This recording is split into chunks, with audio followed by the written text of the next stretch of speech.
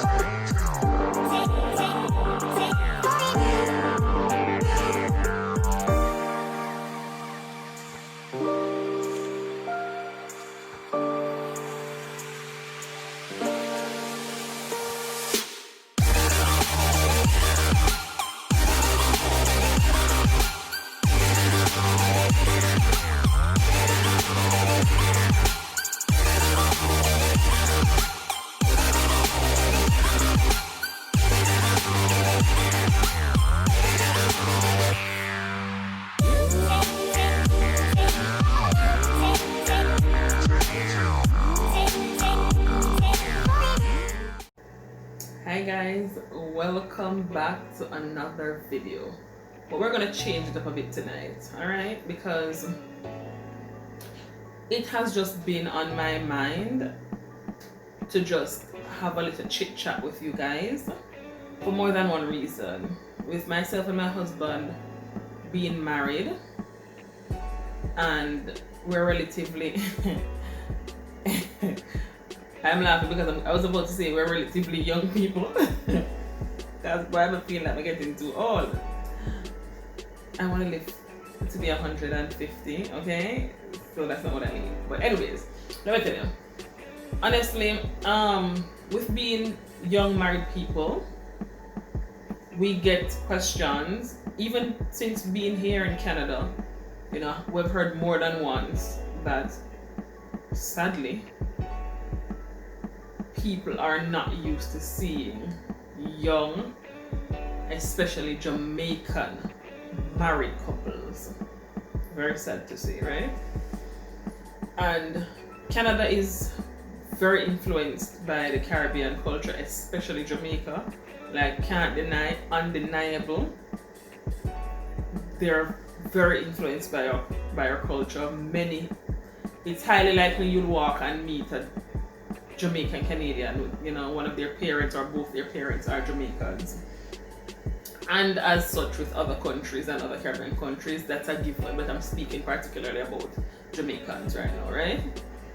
So just some stuff and some questions that I may get, and even with my little queen circle, you know, we'll have conversations about relationship.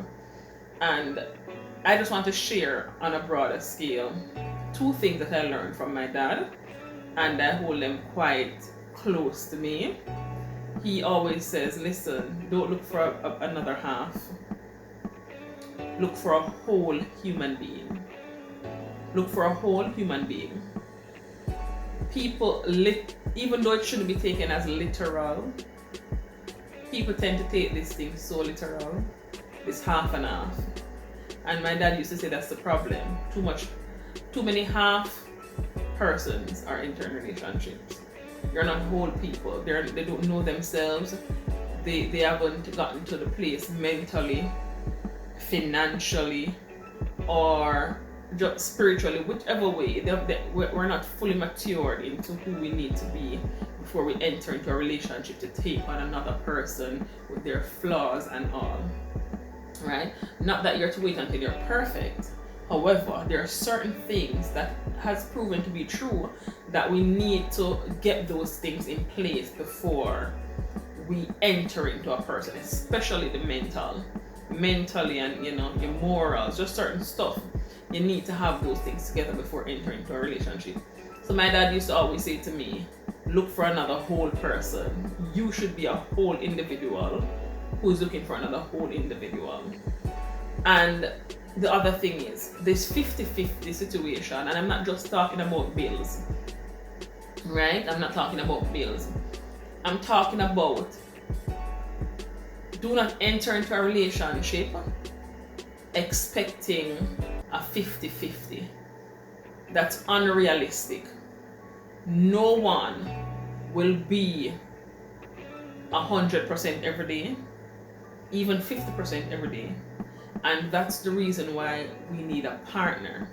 We don't need a partner. We shouldn't enter into a relationship with the idea that your partner should always be ready to give 100% or always be ready to even give 50%, because there are days when you're going to be at 90 and your partner is going to be 20, and they're going to look towards you or look to you to help them through that day that they're only feeling like 20%. You know what I mean? If it's always 50-50, if you sad and depressed and your partner sad and depressed, who is there to help or balance out the other person? And some people may say, Zena, when people say 50-50, they don't mean it literal. However, I am a firm believer in manifestation. I'm a firm believer in word power. And I truly believe that what we speak, sometimes we don't understand the importance and the power in what we say. And if you keep talking about 50-50 and 50% you need a half a person, that's exactly what the universe will award you with, right? So I do believe in word power and manifestation. So as simple as it may sound, the more you say something is the more you manifest it, right? So start practicing to say, listen, I'm looking for another whole. I'm preparing myself to be a whole person, or I am a whole person and I want my other whole, right? And also have an open mind, as I said before, to not expect your partner to always show up, just like you are not. Just like you won't always show up, and you want your partner to carry the load on those days when you can't show up as the 100% or as the 90 or the 80. You know what I mean? If I am sad or having a rough day, I would love for my partner to know that, okay, Zena is not her best today. I'm gonna have to pick up the slack. I can't be 50% today. I'm gonna have to be 85 today because Zena is only 15 today. You know what I mean? So we have to have that mentality that we will have to go and roll with the punches depending on the circumstances. You know, and it goes again to say, even this 50-50 thing, if we are strict with that, what about times if, you know, you fall short or you lose your job or your business is slow and your partner is adamant that, listen, we're 50-50, you have to pay half of the bills or you have to do your half. There are going to be times when maybe one is in a better financial position, or one can afford to pay more than the other.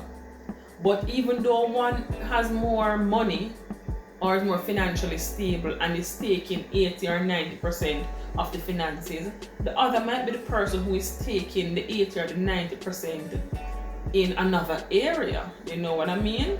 Maybe that parent is more available to go represent the kids at school or to go to the PTAs. You understand? So hubby or wifey is only 40% there and the other partner is 60% there. And then maybe next week it's gonna flip.